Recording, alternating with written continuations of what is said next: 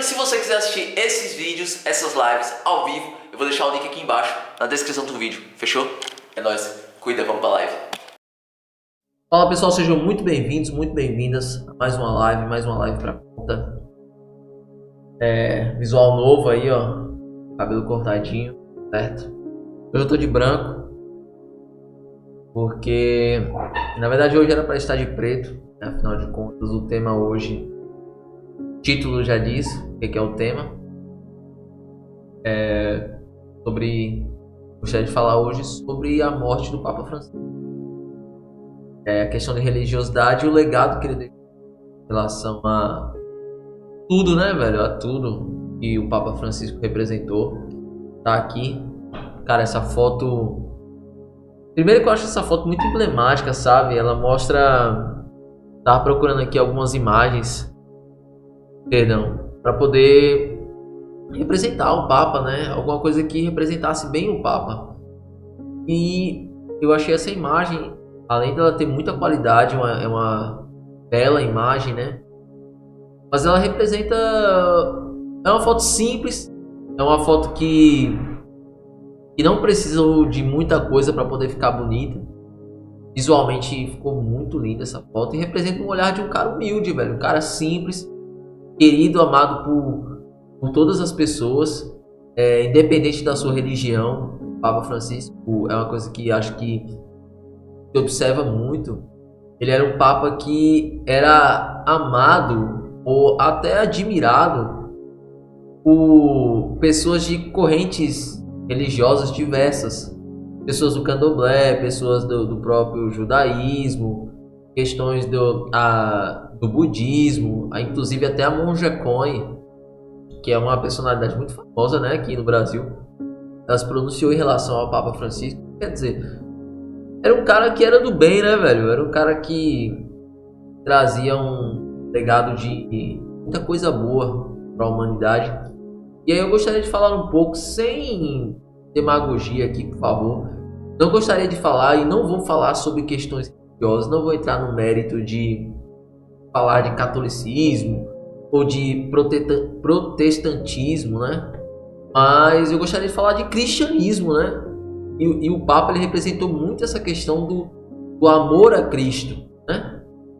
Então, eu acho que o grande legado que a gente pode falar do Papa é da pessoa em si, do bem que ele fez para a humanidade, da forma como ele trouxe as pessoas para mais próximo de Cristo, né? Fora também aspectos como as mudanças que o Papa trouxe para a Igreja Católica, né? No geral. Mas vamos lá, sem muita enrolação, gostaria de mostrar isso aqui, né? O vídeo, né? Vou botar esse vídeo. Ver como é que ficou aí, show de bola. Vamos ver um pouco sobre o Papa aí, né?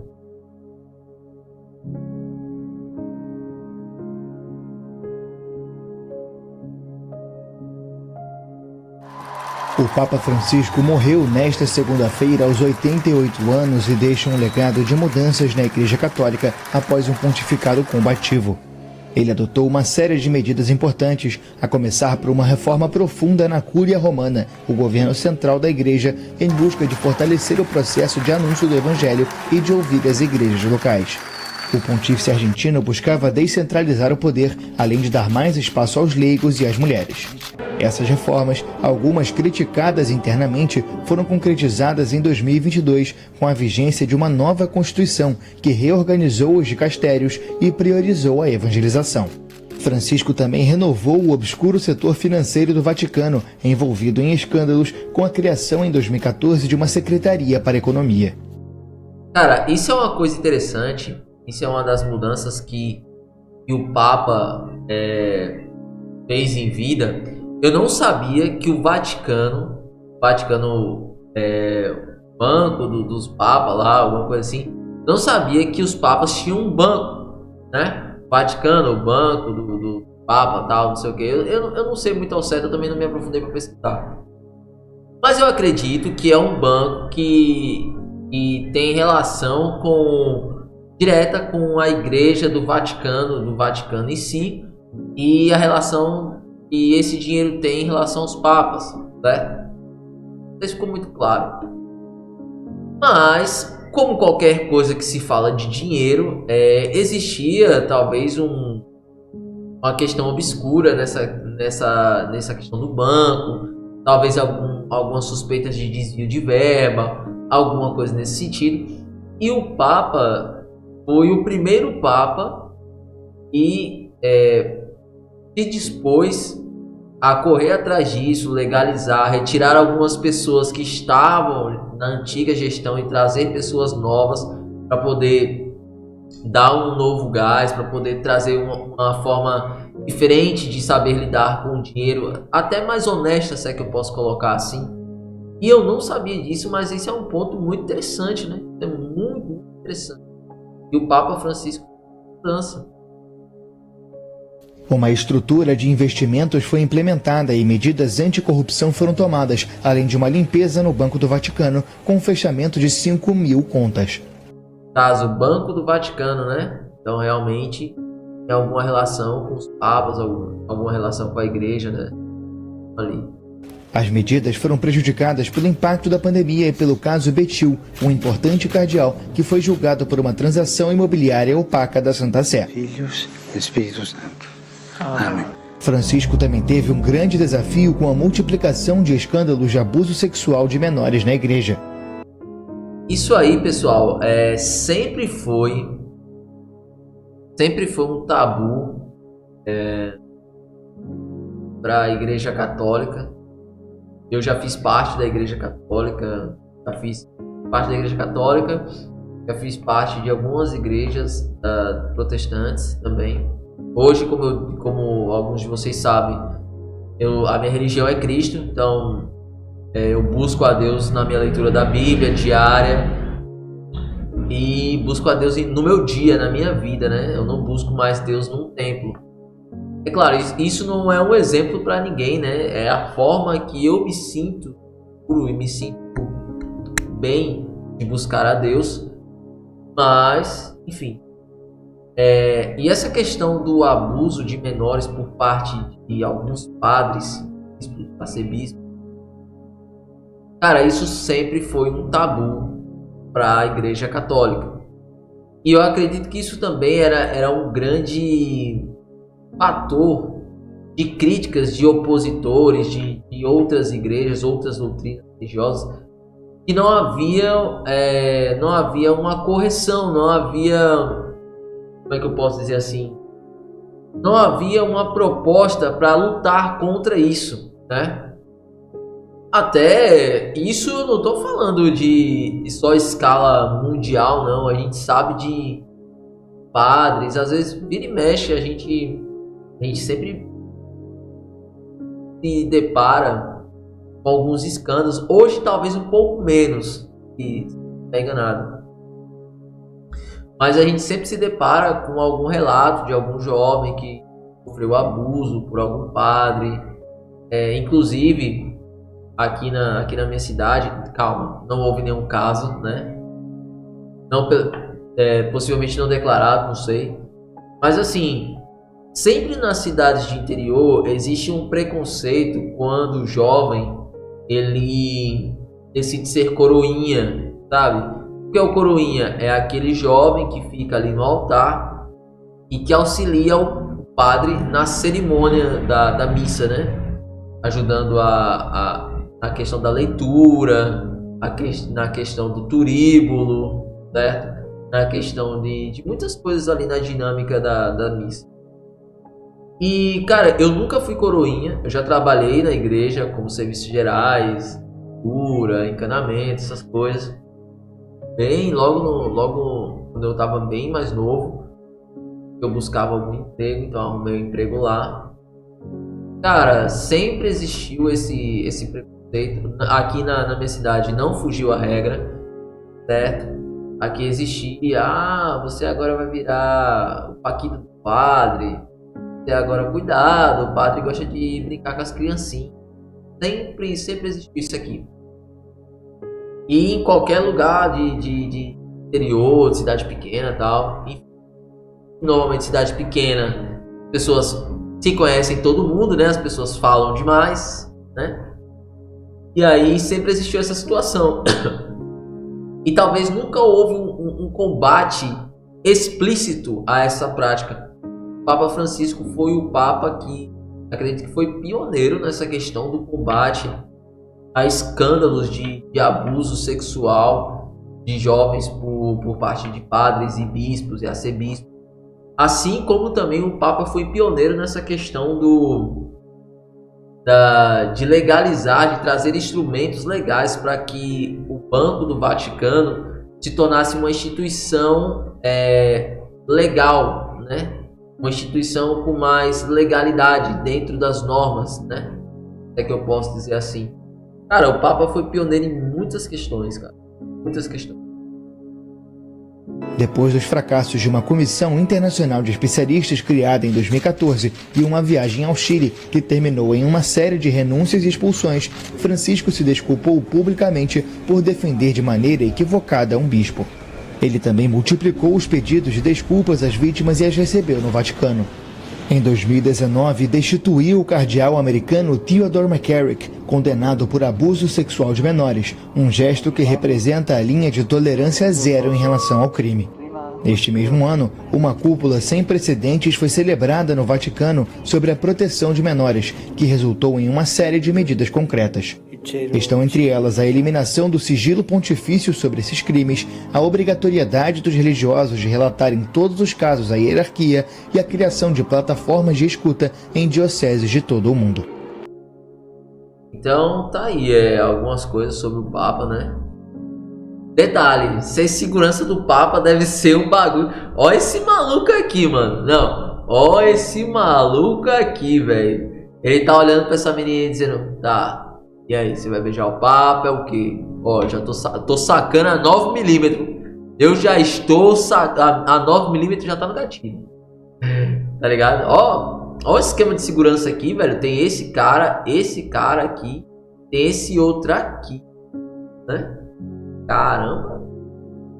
Autoridade, né, velho? É uma autoridade. É um representante da religião mais disseminada do mundo, pelo que eu vi. O catolicismo tem 1 bilhão e pessoas, né, que seguem o catolicismo, são seguidores do catolicismo, então se dizem católicos. Então 1 bilhão de pessoas. Então o Papa, ele era líder de 1 bilhão de pessoas, quer dizer, representante maior dessa religião, né? E aí a gente pode observar a questão, fritando nessa parte do abuso de menores pela questão de padres. Assim. O Papa demitiu o cara, tolerância zero em relação a essa questão. Então assim,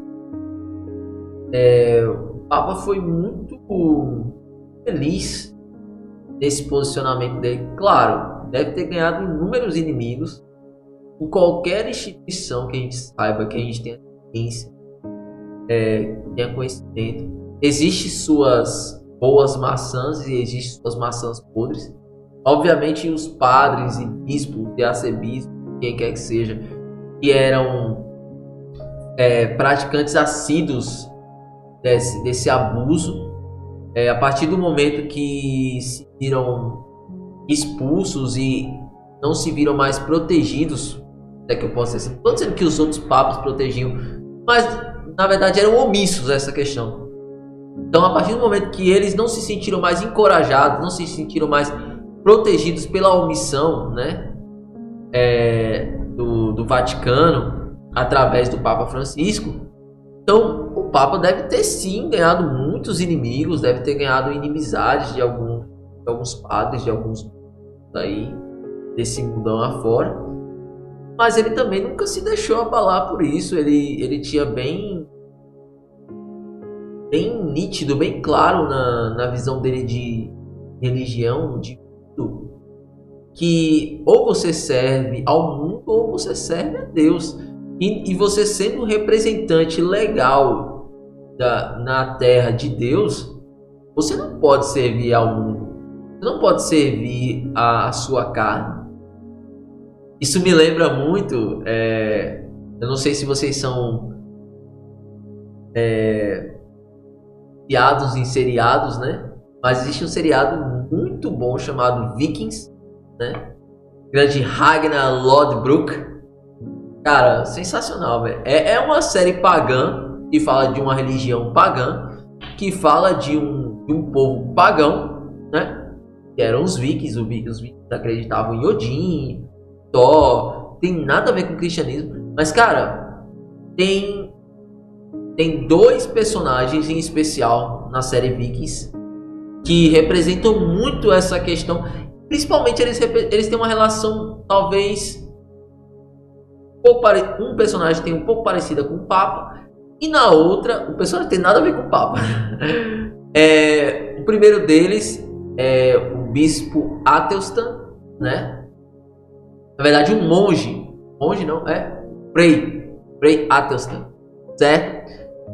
Quem é o Athelstan na série Vikings? Athelstan, ele era um frei de um monastério que foi invadido pelos Vikings. Foi invadido por Ragnar. Se você não conhece a história de Ragnar, por que ele invadiu, isso aí é meio complexo eu explicar. Mas assim, Ragnar Lodbrok, que realmente existiu, foi o Viking que existiu. Na série, ele estava cansado de somente invadir só uma direção do mundo. Ele não queria só invadir só uma determinada nação, ele queria ir para o outro lado. Ele queria, como é que eu posso dizer, explorar novas terras. E o rei naquela época não aceitava esse comportamento. Um dia Ragnar se juntou com os caras, pegou um dinheirinho aí, juntou com os caras e disse: eu tô querendo ir pro outro lado, vamos comigo? Os caras disseram: bora, vamos ver o que tem lá. Descobriram uma terra cheia de riquezas, foram pioneiros nessa questão. E o primeiro lugar onde Ragnar Lodbrok invadiu foi o monastério do Frei Athelstan. E Athelstan era um cristão muito assíduo, fervoroso, e acabou virando escravo vikings, principalmente de Ragnar. E acabou ganhando a simpatia de Ragnar, porque ele era um cara que tinha certo valor para Ragnar, a partir do momento que Ragnar queria invadir outras nações. E o Frei, ele era um canal de comunicação, afinal ele falava os idiomas das nações que Ragnar queria invadir. Só que o Frei acabou ganhando respeito, né, de Ragnar, da esposa também, que era a Lagertha, baita mulher. E aí o Frei acabou virando na boca dos Vikings o padre Athelstan. E Athelstan, por mais que tenha se rendido a conviver entre os pagãos, a entender a cultura dos pagãos, mas ele sempre teve aquela essência de cristão dentro de si. Ele serviu aos deuses pagãos, tudo tal. Mas no final da vida dele, já tô dando um spoiler, mas no final da vida dele na série, ele morreu. Então, é alguém que acreditava num Deus único, mas que ao mesmo tempo sentia empatia pelos pagãos, pela causa dos pagãos, e de alguma forma ele acreditava que até a religião pagã levava a um Deus único, né? Então eu acho que representa muito essa questão do Papa Francisco.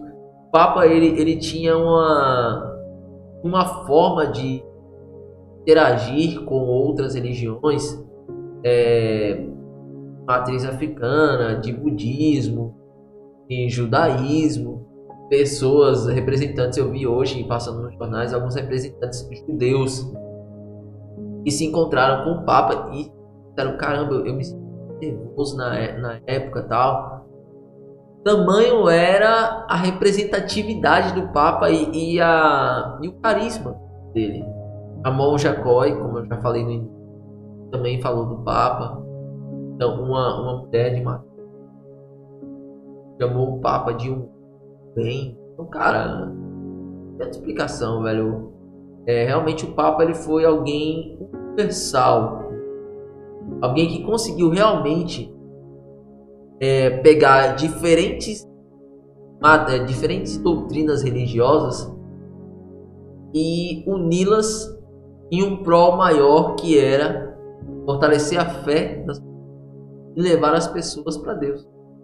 Cara, então, sim.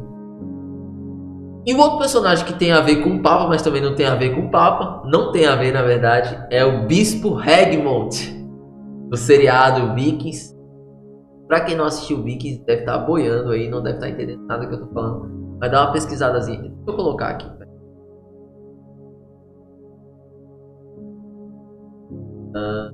Cadê?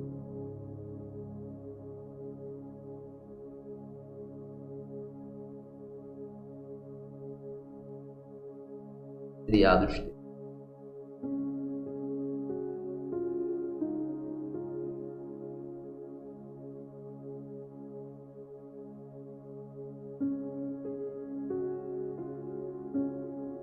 Aqui.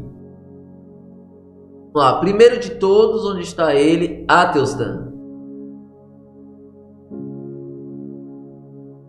Tá aqui.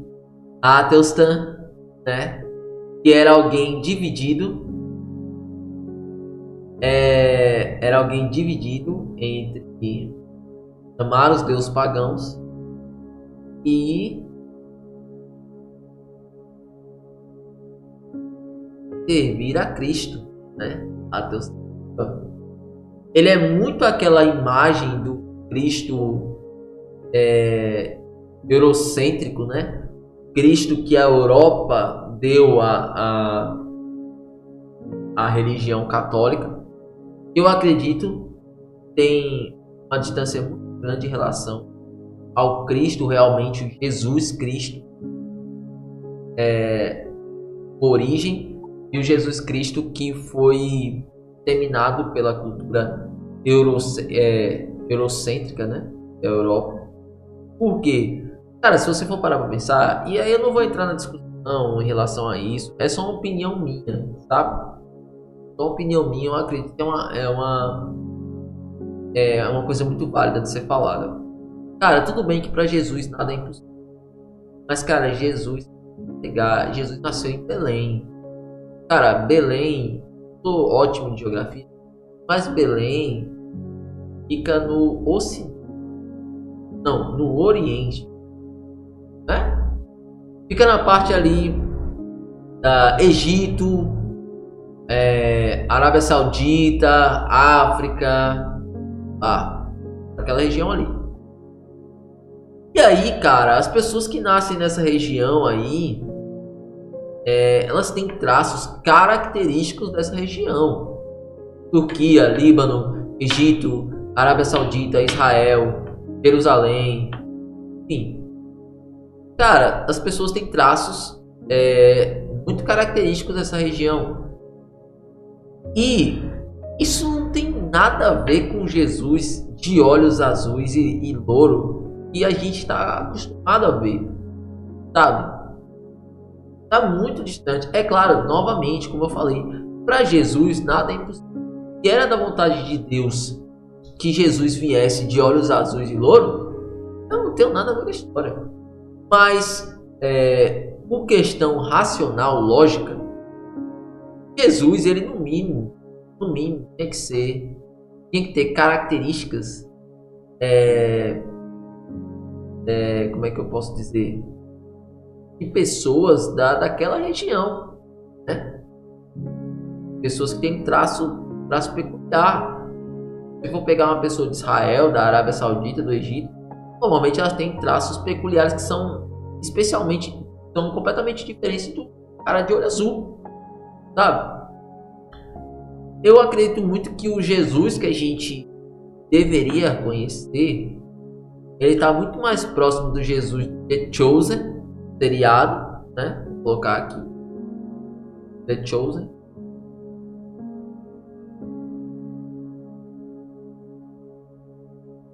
The Chosen. Pronto. Aqui, eu acredito que Jesus está mais próximo disso aqui ou disso aqui. Ó, eu acredito fielmente que Jesus ele está mais próximo disso do que próximo disso aqui. Sabe? Eu realmente acredito que Jesus era assim. Era assim. Inclusive tem uma... Cadê? Tem uma... Vou botar aqui, deixa eu ver. Foto. Rosto. Real. Jesus. Ó. Segundo o que dizem. Descubra a verdadeira aparência de Jesus. Segundo os cientistas, a aparência real de Jesus é um cara com traços completamente característicos da região onde nasceu. Egito, Mesopotâmia, Turquia, Israel, sabe? Palestina, faixa de Gaza, Arábia Saudita. A galera é tudo parecido com isso aqui, velho. Tudo parecido com isso aqui. Tem... Perdão. Caramba, arroto grande da porra. Tem algumas diferenças, algumas variações, mas a maioria da galera é isso aqui, velho. Essa é a face. Essa é a face. Das pessoas que nascem naquela região, a face é essa. E essa, para o cientista, é a face de Cristo. Ponto. Eu também acredito realmente que está mais próximo disso aqui do que a foto que Ateus está. Mas voltando para o assunto, ali temos Atelstan e aqui temos o bispo Regmont. O Regmont, né? E bispo Regmont, um guerreiro de Deus. Bispo Regmont, no seriado Vikings, ele é um bispo, né? Da era medieval, da época dos vikings, dos nórdicos, e secretamente tinha relações sexuais com suas súditas. É isso aí. Bispo Regmont, as mulheres iam lá, bispo, sua bênção, ele dava a hóstia na boca, sexualizando, e depois ele tava lá, com perdão 1000 vezes da palavra, torando as neguinhas. Tipo isso aí. Deixava passar uma. Bispo Regmont, velho, não deixava passar uma mulher, velho. Nada. E quem aproximou ele do amor e Cristo foi Lagertha, né? Essa galeguinha aqui, ó, que era a primeira mulher de Ragnar, né? Inclusive o bispo Regmont, ele tem uma cena muito interessante e forte dele, que em alguns momentos ele não conseguia lá, entregava ao pecado da carne, chegando a ter relações sexuais com as súditas. E tem relação com essa pegada aí que eu tô falando de abuso de alguns padres, de alguns jovens, né? Também tem a ver muito com essa questão dos padres, eles em alguns momentos se renderem a desejos carnais, né? São pessoas que são representantes de Deus, mas não conseguem às vezes fugir da sua carnalidade, né? E o bispo Regmont, ele tem uma cena muito temática, onde ele entra no campo de roseira, ele sai se arranhando, velho. Sai se arranhando e sai sangrando de lá, dizendo: Pai, perdoa-me, tem que controlar meus impulsos. E tem, se eu não me engano, tem um rapaz, tem um santo da Igreja Católica que fez mais ou menos, não sei qual é, mas é justamente isso, cara. É muito forte essa questão, porque na cena ele sabia que ele era um ser humano falho, com pecados. E ele sabia que se ele não arrumasse uma forma de sanar esse desejo dele, ele ia se entregar. Então ele preferiu se dor, preferiu se arranhar todinho e engalfinhar na roseira todinho, cortando ele, para que o propósito fosse maior do que a carne. E aí pega muito nessa questão desses padres e bispos de abuso sexual, infelizmente são representantes de Deus que se entregaram à carne, se entregaram ao pecado, se entregaram a questões humanas. Existiu até uma grande discussão, né? Não sei se foi na gestão papada do Papa Francisco, mas algumas pessoas defendiam que os padres deveriam ter o direito de casar. Porque pelo menos tendo o direito de casar, essa carne latente, ela ia ser domada, de certa forma, né? Eu conheço um cara aqui da cidade, ele estava encaminhado para ser padre, ele largou a batina para se casar. Ele abdicou da batina, ele já estava bem avançado no processo. Então quer dizer, como esses padres não tiveram oportunidade, eu não estou justificando, não estou passando pano, mas assim, talvez permitir que os padres pudessem casar, talvez teria uma solução para isso, ou talvez não, isso talvez aumentaria, prejudicaria, né? Cara, tem tantos padres aí que cometeram abuso sexual com nenhuma criança. Por que eles são diferentes dos outros? Alguns tinham um propósito, alguns sabiam do seu papel como servo de Cristo, alguns sabem e têm ciência desse papel e cumprem esse papel por livre e espontânea vontade. Talvez os padres que não estão mais ligados com essa causa, eles acabam sendo a todo momento, eles acabam se entregando à carne justamente porque não tem um propósito, porque não estão fazendo isso de coração, porque não estão fazendo isso por amor, né? A causa, estão fazendo por, sei lá, qualquer outro tipo de situação que não o amor por Cristo. Pode ser uma explicação, mas enfim, esse está aí, Bispo Egmont. Na relação com esse Papa aí, né? Papa aqui.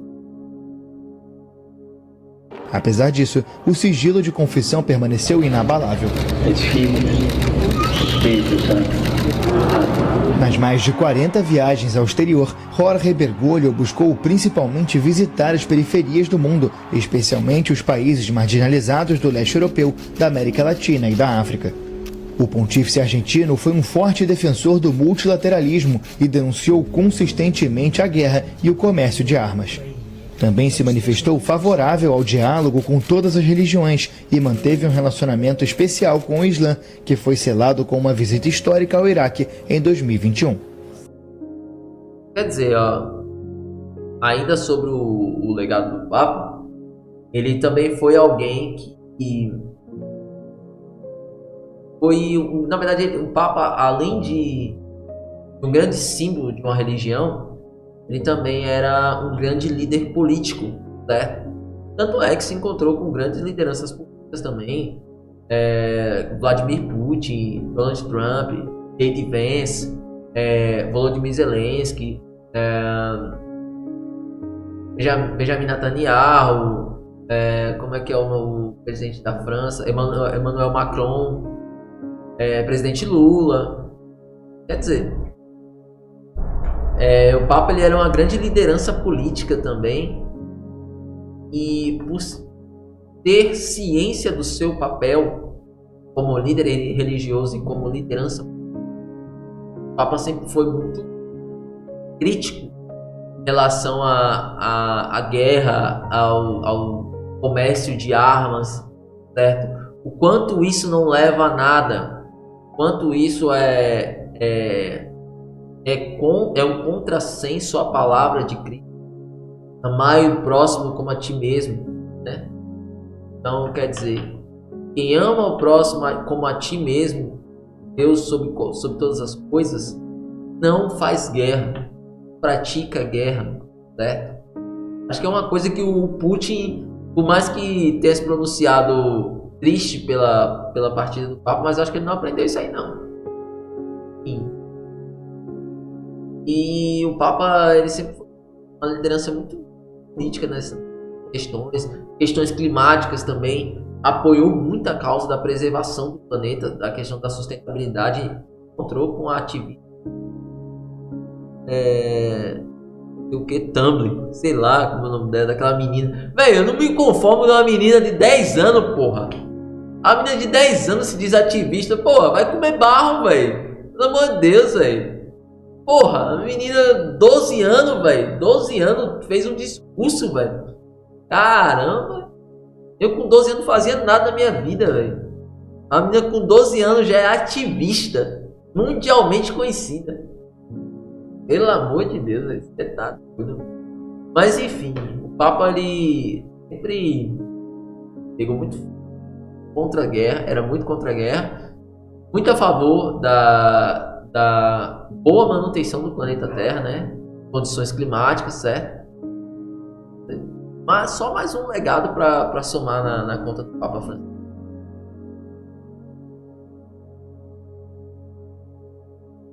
Durante o pontificado, também chegou a um acordo sem precedentes com o regime comunista da China em 2018 sobre a espinhosa questão da nomeação dos bispos. Apesar disso, não conseguiu interceder no caso da guerra na Ucrânia, que teve início com a invasão russa em fevereiro de 2022. O conflito também freou a reaproximação com o patriarca ortodoxo russo Cirilo, com quem Francisco realizou uma reunião histórica em 2016, a primeira entre os líderes das igrejas oriental e ocidental desde o cisma de 1054. O Papa também teve especial atenção aos migrantes, na ilha italiana de Lampedusa. Ó, essa imagem aí, pessoal, é pela primeira vez na história tivemos um Papa presidiu, né, a missa fúnebre de outro Papa, né? O Papa aí é o Papa Bento XVI. E aí o Papa fez todo o rito, né? E o rito fúnebre do Papa. Da primeira vez, por quê? Porque sempre o Papa morre tão velhinho e não consegue ter 2 mandatos, né? O Papa só deixa um mandato quando morre. E esse Papa, o Papa Bento XVI, ele renunciou ao cargo de Papa. O Papa Francisco foi eleito Papa. E aí assim, pô, fora essa questão, eu vi hoje o cara chamado Camarote falando um pouco, o papado do Papa Francisco, ele é cheio de ineditismos, coisas inéditas. Essa questão de ele ter presidido os rituais fúnebres de outro Papa. Uma outra questão é ele ser o primeiro Papa fora do contexto europeu. Ele é um Papa de origem sul-americana, quer dizer, uma outra coisa inédita. Também foi o primeiro Papa que abriu a igreja para causas homossexuais. Cara, não tem nada a ver, só fazendo um parênteses aqui, nada a ver com quem dá seu caneco, lá ele. Mas brincadeira, não, brincadeira, só levar o assunto. Cara, cada um tem sua vida, cada um sabe o que faz, da forma que quer viver a sua vida. Só que aí o Papa preferiu abraçar essa galera, trazendo elas para a igreja, dizendo: ó, eu vou permitir que os padres deem uma bênção a vocês. Não é uma bênção de união como marido e mulher, um homem e mulher, mas é uma bênção para que vocês se sintam abraçados pela igreja. E aí, depois disso, foi permitido para casais LGBTs que se unissem perante a igreja, mas de forma limitada. Mas isso já foi um grande feito do Papa, foi uma questão muito inédita do Papa também, afinal de contas, ele trouxe para a religião católica, ou para a própria percepção de Cristo, uma galera que antes era vista à margem de Cristo, né? Já troquei ideia com líderes religiosos, eu já fiz com Paulo, não sei o que. Eu já troquei ideia e aí, por mais que eu não seja um adepto da causa, mas aí uma coisa que eu vi uma vez, o Papa Francisco falou, que, ó, eu tenho que amar o próximo, eu só não posso amar o pecado do próximo. Então, tipo, uma coisa que eu já questionei muito alguns religiosos, eu disse, cara, por que vocês de tal igreja, ou de tal igreja, não vou citar as igrejas aqui, mas são igrejas evangélicas, por que vocês não gostam das pessoas que são homossexuais, ou das pessoas que fumam maconha, sabe? Vocês não gostam dessa galera? Ah, porque eles vão em encontro às teorias da Bíblia. Eu disse, cara, mas peraí, pô. Não. Aí eu ficava meio pensativo, eu dizia, peraí, pô. Jesus, ele não veio pra galera que estava dentro da igreja. Ele não veio pros fariseus. Ele não veio pra galera de alto poder aquisitivo. Jesus veio para as pessoas que eram mais humildes e à margem da sociedade. Para pensar. Nenhum dos apóstolos era alguém assim, tipo, claro, beleza. Vamos dizer, tinha uns exemplos de alguns que talvez tinham poder aquisitivo ali mais ou menos, mas eles tiveram que renunciar e se tornarem pessoas humildes para poder viver ao lado de Cristo. Maria Madalena era o quê? Prostituta não, adúltera. Ia ser apedrejada, certo? Ia ser apedrejada. Por quê? Foi pega em adultério. E quem foi que salvou ela? Jesus Cristo. E quem foi que serviu a Jesus Cristo? Uma adúltera. Uma ex-adúltera. Pois. Dimas era o quê? Ladrão. Bandido. Mas Dimas se arrependeu e chegou e disse, Senhor, lembra-te de mim quando estiveres no paraíso. Jesus disse, em verdade vos digo, ainda hoje estarás comigo no paraíso. Jesus não veio para os bonitinhos, pessoinhas que se acham ratos de igreja ou que estão sempre indo para missa. Isso aí é besteira, velho. Isso é besteira. Sabe aquelas senhoras, com todo respeito a elas, mas sabe aquelas senhoras que vivem dentro da igreja? Ah, não posso. Festa por quê? Não posso não. Porque a igreja é sagrada, a missa é sagrada. Besteira. Se você não tiver Cristo dentro de si, não adianta. E eu postei isso na minha rede social, no meu Instagram, @graimian, aqui ó, vai aparecer aí, @graimian. Eu postei isso no meu Instagram. Eu disse, gente, vocês podem comer carne vermelha assim porque vocês têm motivos maiores para ir pro inferno. Aí teve uma conhecida minha que deu risada. Cara, mas é, pô. Mas é. Aí, ó, @graimian, que é na rede social. Cara, pessoas pensam que porque não comem carne na Semana Santa, vai tudo pro céu. Não vai, cara. Vai. Porque Jesus não olha os atos. Jesus olha o coração. Por quê? Porque se fosse pelos atos, todo mundo ia pro céu, porra. Eu ouvi alguém falando uma vez que até os servos do inimigo falam de Deus, falam de Cristo, fazem boas ações. E aí? Mas Cristo vê a essência.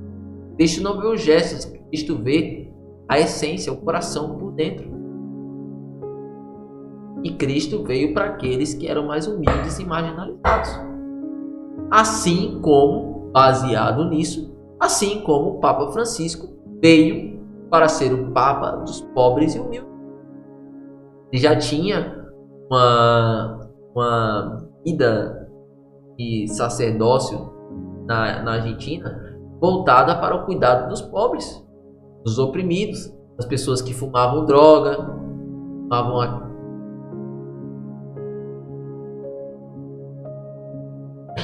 pessoas que fumavam alface, tá ligado? As pessoas que usavam qualquer outro tipo de vício, pessoas que andavam à margem da lei, à margem da sociedade.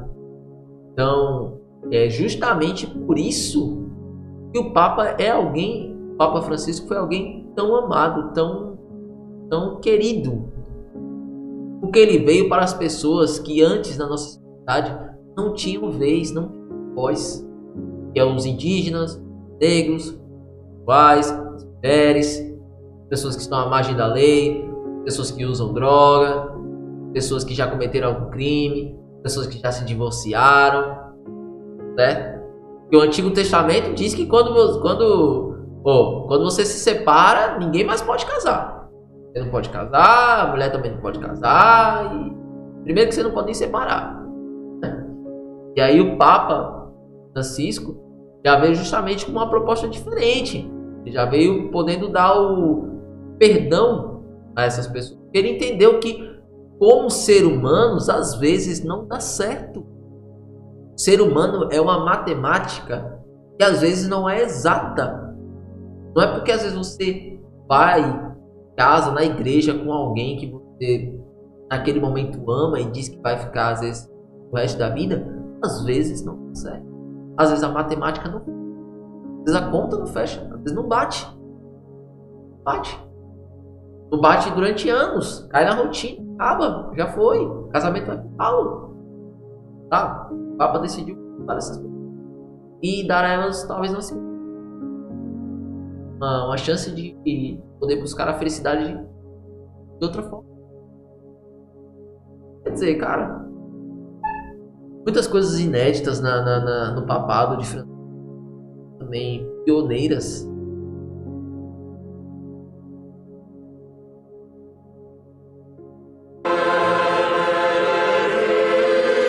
O Papa também teve especial atenção aos migrantes.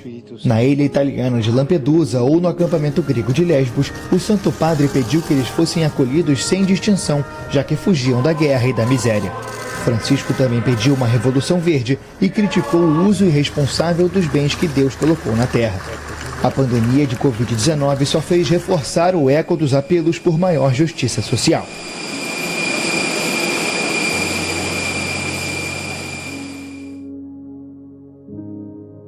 Aí, velho.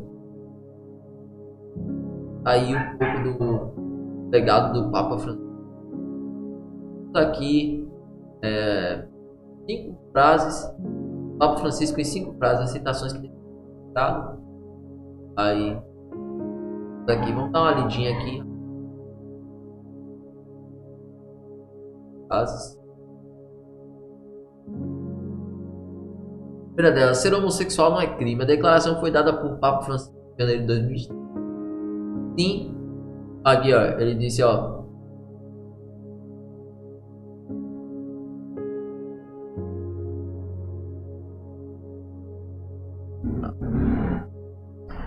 Disse aí, ser homossexual não é crime. Sim, mas é pecado. Tudo bem, mas primeiro vamos distinguir entre um pecado e um crime, afirmou, pedindo que os bispos católicos recebessem pessoas LGBT a mais nas igrejas, reconhecendo sua dignidade. Desde 2016, o pontífice toca no assunto. Não deve ser definida apenas por sua identidade sexual. Escreveu no livro O Nome de Deus é Misericórdia. O documento da Igreja Católica do mesmo ano prevê bênçãos de casais em situações irregulares e de casais do mesmo sexo. Desejo, antes de mais nada, reafirmar que cada pessoa, independente da própria orientação sexual, deve ser respeitada na sua identidade e acolhida com respeito, para evitar qualquer sinal de discriminação injusta e particularmente toda forma de agressão e violência. Então, quer dizer, era aquilo que eu tinha falado, tipo, independente da opção sexual de cada um, o mundo é livre, cada um faz o que quiser, cada um tem a opção sexual que quiser. Isso não cabe nem a mim, nem ao próximo, e muito menos ao Papa Francisco. Mas aí ele deixou o legado de que ele permitiu que essas pessoas que estavam à margem da lei, as pessoas que não eram bem vistas, quando eu digo essas pessoas fica meio preconceituoso, né? Mas enfim, as pessoas homossexuais. Ele permitiu aos homossexuais, permitiu a pessoas de mesmo sexo, que antes eram marginalizadas, não eram bem vistas pela Igreja Católica, que elas pudessem se aproximar à religião católica e principalmente se aproximar a Cristo, que é essencialmente a natureza de Cristo. Por quê? Porque Cristo veio para os marginalizados, as pessoas que estavam à margem da lei e da sociedade. Como eu disse, Maria Madalena era uma adúltera. Algumas pessoas dizem que era prostituta. E, velho, hoje em dia tem pessoas, eu acho que se sabem que você é do OnlyFans, você é do Job, nem troca ideia com você, chama de rapariga, de puta, de sem moral, inválida, fora da humanidade. Enfim, nem se aproxima, independente da situação. Velho, é uma coisa muito diferente. Por exemplo, meu caso, Bruno. Cara, não é porque eu posso respeitar a pessoa, não gostar do pecado dela, mas mesmo assim ter respeito por ela. E outra, uma coisa é eu respeitar a pessoa, outra coisa é eu trazer ela para minha vida. Por mais que eu não me envolvesse, talvez não me envolveria com uma mulher que é do Job, mas isso não me dá o direito de desrespeitar ela como ser humano. Você é do Job e tal, não sei o que. Valeu, Deus abençoe. Tá na fé aí. Eu só não traria pra minha vida. Eu, Bruno, não traria pra minha vida. Mas eu não desrespeitaria também. Uma lição também do Papa. Certo? Então, cara, é um baita legado. Esse ponto aí é um baita legado. Baita legado. Temos aqui a próxima frase do Papa. Conservador é aquele que se apega a algo e não quer ver além. Tentando deixar a Igreja Católica um pouco mais acolhedora, o Papa Francisco atuou em seu discurso a busca por alguns avanços na sociedade, como o combate ao conservadorismo extremo. Conservador é aquele que se apega a algo e não quer ver além. É uma atitude estúpida, porque uma coisa é levar em consideração, considerar as situações do passado. Outra é se fechar numa caixa dogmática, declarou. E isso aí é muito válido, por quê? Porque existem pessoas que são extremistas, conservadores demais com a religião, sabe? Por exemplo, eu não vejo mal nenhum, talvez, de um pai falar sobre sexo com seu filho, com sua filha. Afinal de contas, tratar esse assunto ainda é um tabu, mas existem pais conservadores que não fazem isso, religiosos que não fazem isso, e acabam deixando essa responsabilidade para o mundo. E o mundo ensina de uma forma, às vezes, torta, equivocada, sabe?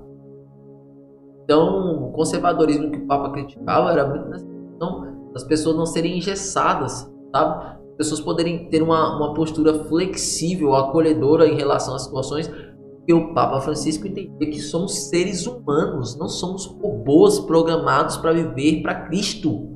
Somos seres humanos falhos, somos pessoas que têm erros e acertos, podemos acertar em um momento, mas vamos errar logo lá na frente. E nós temos que ser flexíveis até com nós mesmos, nós temos que ter uma compreensão avançada de nós mesmos, de nossos erros, porque senão a gente vai viver engessado, triste, sabe? E principalmente vamos ser críticos em excesso de nós mesmos, sabe? E em algum momento a gente vai adoecer, cara. Então o Papa entendia isso bem.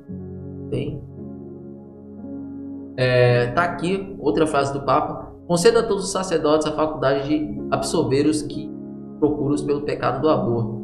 Embora em discursos ainda considere aborto pecado na doutrina católica, é tão grave que aquelas que o realizam são julgadas. Em 2013, o Papa Francisco autorizou que a Igreja possa absolver quem o pratica ao invés de condenar. Com todas as minhas forças, digo que o aborto é um pecado grave, porque coloca fim a uma vida inocente. Mas peço aos sacerdotes que sejam guias, deem apoio e conforto no acompanhamento do penitente. Concedo a partir de hoje a todos os sacerdotes a faculdade de absolver os que procuram pelo pecado do aborto. Cara, a gente está falando de uma coisa. Na verdade, eu estou falando aqui sozinho, e aí quem estiver escutando possa compartilhar e até compartilhar sua visão. Mas, cara, estamos falando aqui de um comportamento, Papa, E, não citando a pessoa do Papa, mas isso deveria ser o comportamento de qualquer pontífice do mundo. Qualquer padre, bispo, papa, qualquer representante de Cristo na Terra deveria entender isso aí. Porque isso é a base da essência de Cristo, cara. Isso é a base do cristianismo. Isso é o que Jesus pregou. E algumas pessoas leem a Bíblia e não percebem, sabe? Jesus não veio para julgar as pessoas. Jesus veio para absolver as pessoas.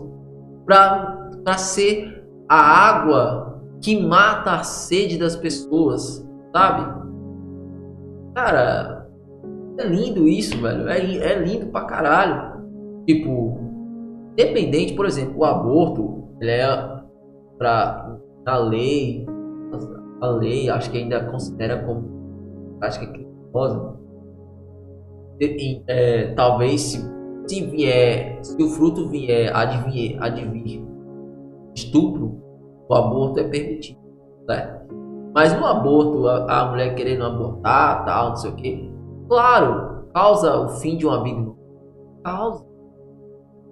Mas foi a escolha da mulher. O que eu posso fazer? E o Papa disse aos padres, ó, vocês têm que absolver. Vocês têm que dar o perdão a essa pessoa. Porque a função do padre não é julgar, a função do representante de Cristo não é julgar, é guiar, é ser pastor, pastorear as ovelhas, guiar as ovelhas, sabe? Jesus foi o bom pastor, o maior pastor que existiu. E aí, eu tô falando isso porque, cara, eu tô lendo a Bíblia, eu já tô em Êxodo. Tô no segundo livro da Bíblia, beleza.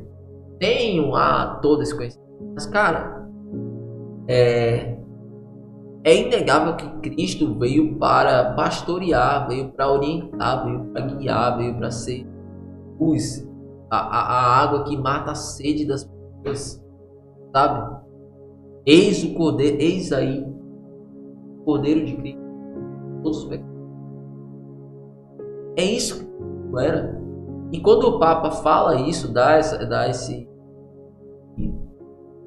essa diretriz e as pessoas do aborto têm que ser salvadas, ele não está nada mais fazendo do que indo de encontro à essência que antes não era bem vista. Não sei por que não era vista pelos padres, pelos papas, sabe? Era um tipo completamente da essência. Aqui, o bom católico não se envolve na política. Durante uma missa de 2013, se ocupando como Papa Francisco, tentou mostrar como misturar religião e política pode ser ruim, apontando qual seria a melhor forma de participação. O bom católico não se envolve. É certo. Este não é um bom caminho. O bom católico deve empenhar-se na política, oferecendo o melhor de si para o governante, para que o governante possa governar. Ou seja, o Papa disse que você tem que ser imparcial, sabe? Sabe? Tudo que a gente vive, onde as coisas estão caras, aí tem nego falando, pô, faz o L. E do outro lado a gente tem uma galera que é vista como gado.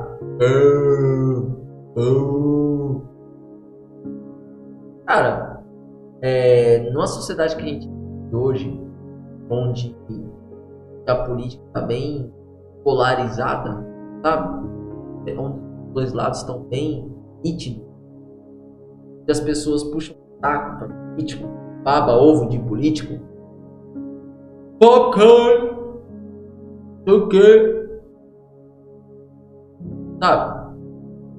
Nessa época, você ser imparcial é você ter saúde mental. É que o papo foi só para você ser imparcial. Na verdade, ele englobou o bom católico, mas na verdade qualquer ser humano deve ser imparcial. Ah, beleza, político tal ganhou, cara.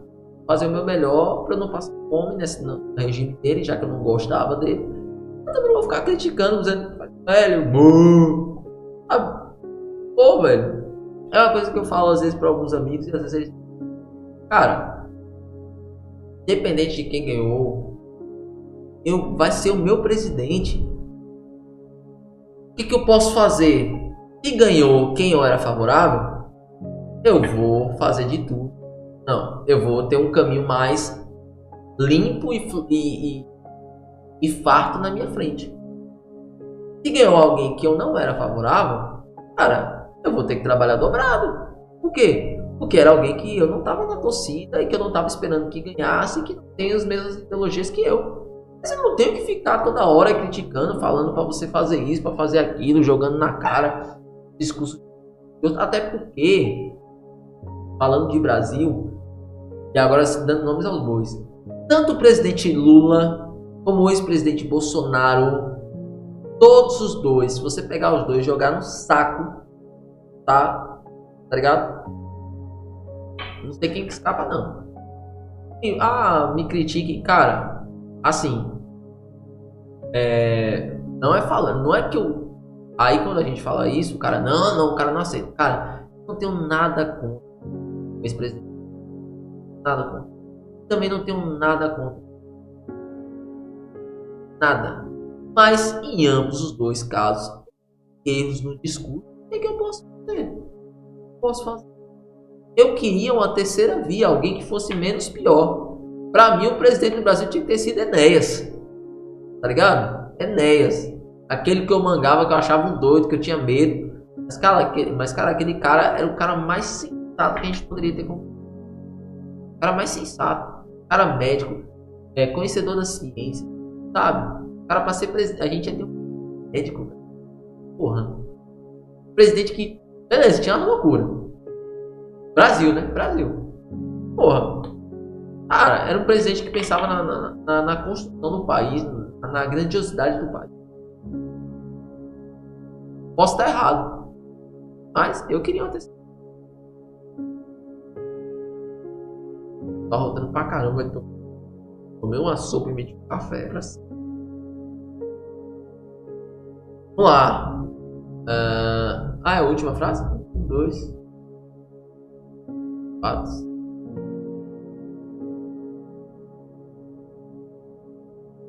2, 3, 4.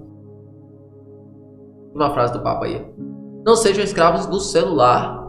A preocupação com os rumos da tecnologia é também presente durante a participação da Jornada Mundial da Juventude. 2. Hoje precisamos de jovens que sejam verdadeiramente transgressivos, conformistas, que não sejam escravos de seus celulares, mas que mudem o mundo como Maria, levando aos outros, cuidando dos outros com atividades fraternas, realizando de paz. Pediu o Papa. Então aí você já vê, o Papa tinha preocupação com isso. Tem, cara, e quantos jovens, até a gente mesmo, fica bitolado no celular, usa celular.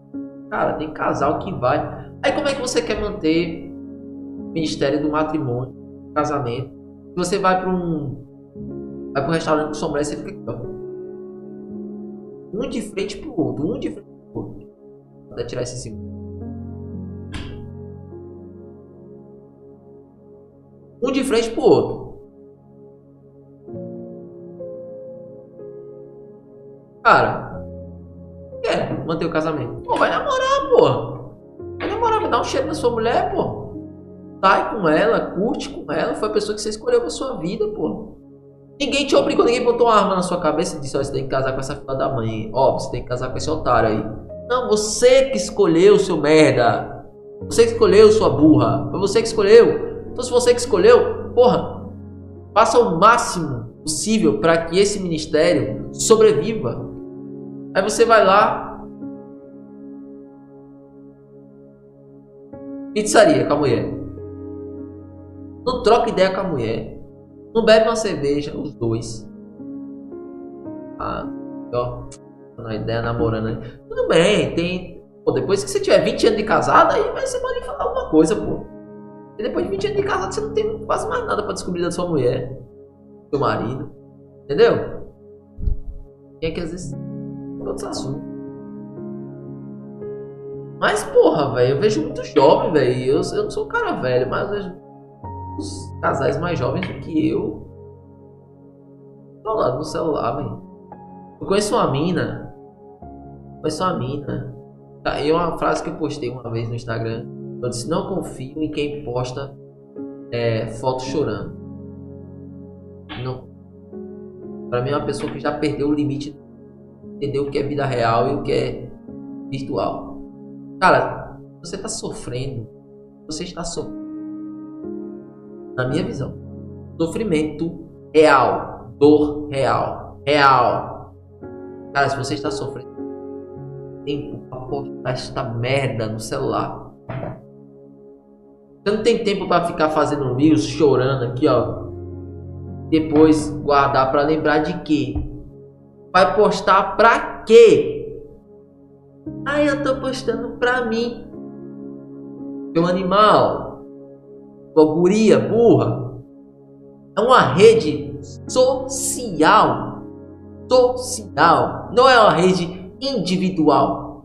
Se você posta para alguém. Para outras pessoas. Isso é a essência da rede social. Se você posta é porque você quer mostrar às outras pessoas aquilo. Às outras pessoas aquilo. Então se você está postando, você não está postando para você. Se você tivesse, eu estou postando para mim, imprime e faz um retrato e deixa na tua casa, porque aí você está mostrando para você lembrar de você. Mas a rede social não é lugar disso, não, é rede social. Rede social, velho. Doente. É que nem aquela galera, eu já fiz uma crítica em relação a isso. Aquela galera que, fulano morreu. Tipo, essa galera aí, Papa morreu. Vai em paz, Papa.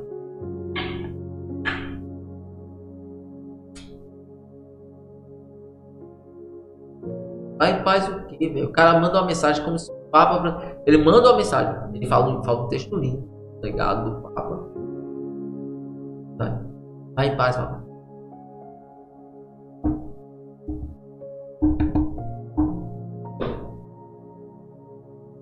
Sabe? Uma pessoa morreu. Porra, saudade de você, amigo. Papapá, quanto tempo? Postando. Aí eu fico. Pra quê? Você tá postando pra mostrar às outras pessoas a sua dor. Você está querendo compartilhar a sua dor com as outras. A dor é um bagulho individual, velho. A dor é um bagulho individual. A dor do luto é sua. Outro. Não é do outro.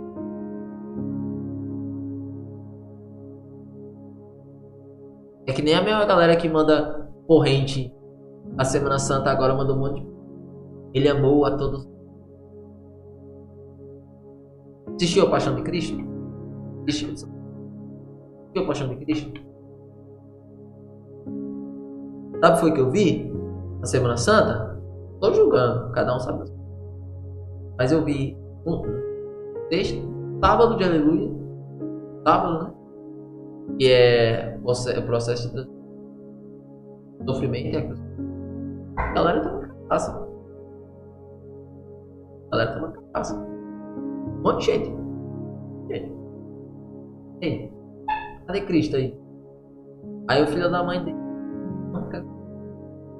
Semana Santa. Só não vou fazer esse gesto porque tô falando do Papa Francisco.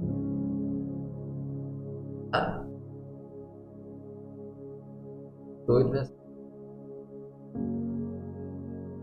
Infelizmente nossa raça humana às vezes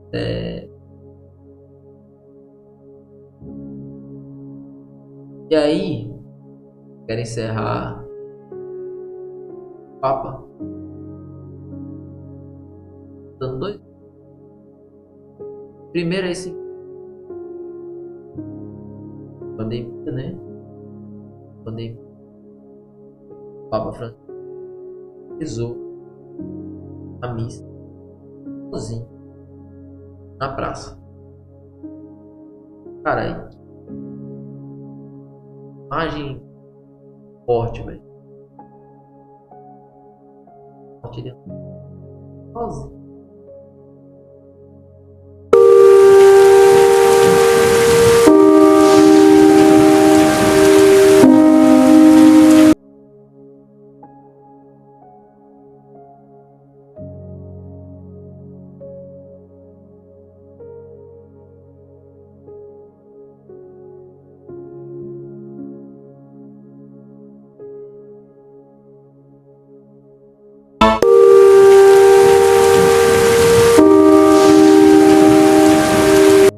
Ó, tá dizendo aqui, ó. 27 de março de 2020, auge da pandemia do Covid. O Papa caminha sozinho na Praça São Pedro em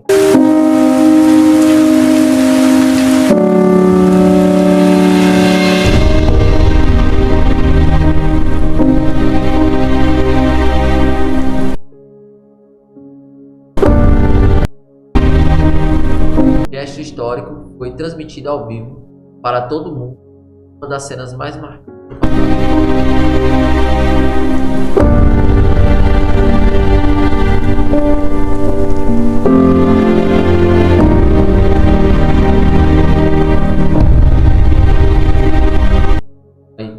Francisco pediu o fim da pandemia, cena comovente. Foi a primeira vez na história que o Papa rezou sozinho.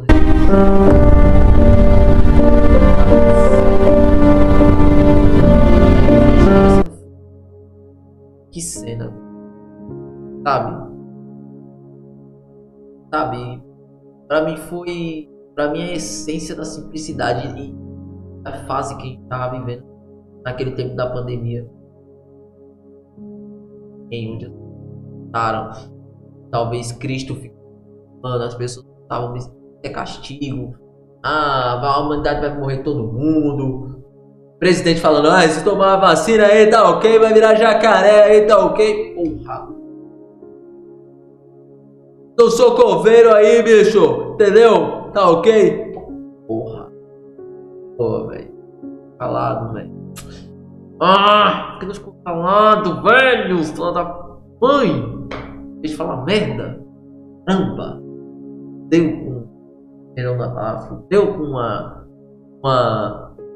a direita, com a direita deste país, lascou com a direita deste país, meu Deus.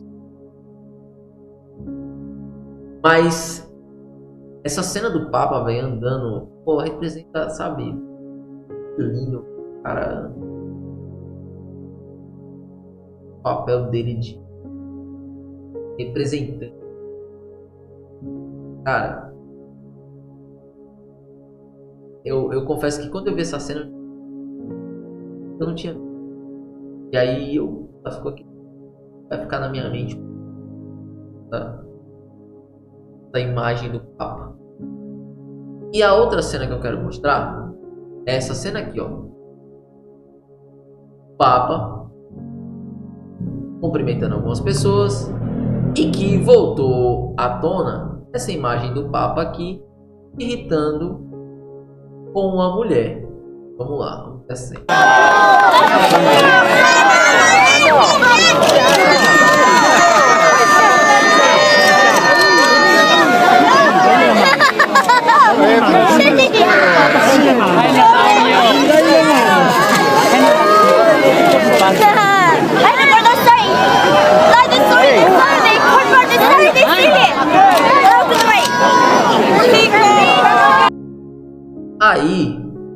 Aí voltou à tona essa cena do Papa. Eu acho que só se a pessoa for louco, aí vai criticar o Papa. Cara, o Papa é o representante de Deus, mas ele não é um robô, ele é um ser humano, cara. Porra, se eu tô aqui no carisma falando com todo mundo tranquilo, pô, alguém vem me puxa assim do nada, pô, puxando meu dedo aqui, não sei o que, eu vou ficar puto também, vou dizer, mas é essa, meu irmão? Manda seu cu, porra. Vai roubar? Tá de pé de mim? Tua louca, maluca, otária. Sabe? Foi essa a reação do Papa. E foi a reação mais natural que ele poderia ter. Mostrando que ele também é um ser humano. E a mulher machucou, e às vezes puxou ele ali. E ele, porra, não precisa disso. Vai estar falando com todo mundo normalmente.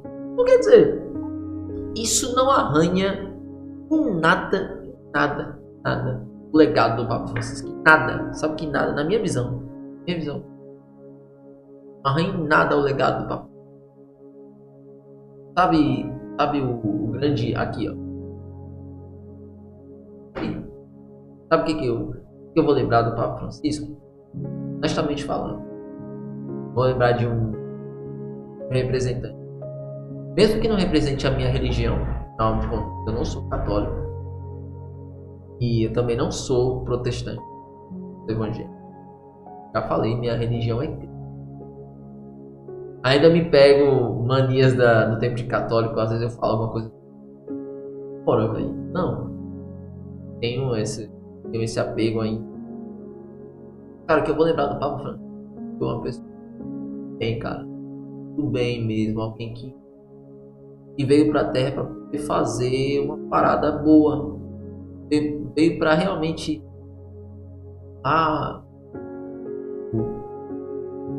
o legado de Cristo. Ele pra poder, me emocionei agora. O Papa Francisco, ele veio pra Terra pra poder o legado de Cristo. Ele veio para as pessoas que Cristo pregou na história. Ele fez esse papel muito, cara, manso, coração, torcedor do São Lourenço, que não ganhava nada, mas um Papa humano, cara, ser humano. Sim.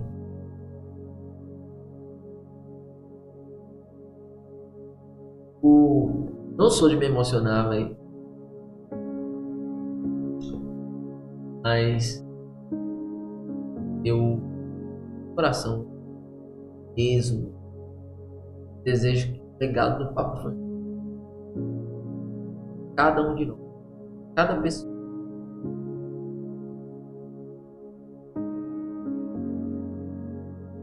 que busca Cristo,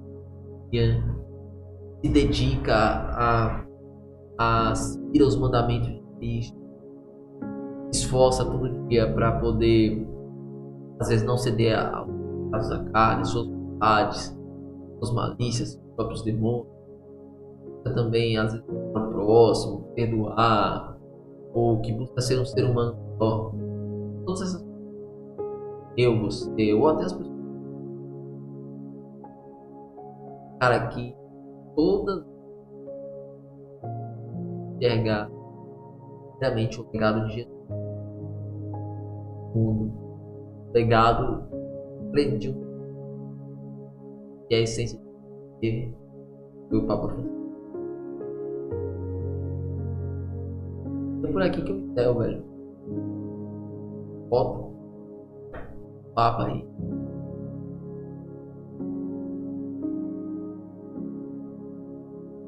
Deus em sua grande sabedoria,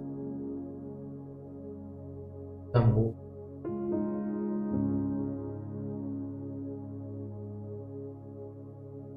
Papa de braço aberto.